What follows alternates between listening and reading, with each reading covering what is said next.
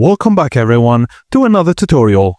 In this video I'll show you how to get YouTube desktop mode on mobile. First thing first, launch the Chrome browser on your Android device. In the address bar, type youtube.com and then hit enter.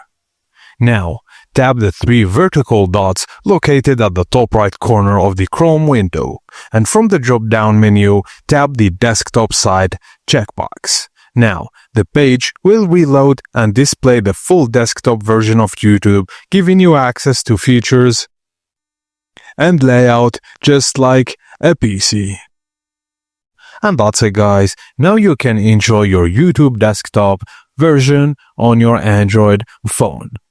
If this tutorial was helpful, please be sure to like, subscribe to the channel and comment if you have any problem. Thanks for watching and I'll see you on the next video.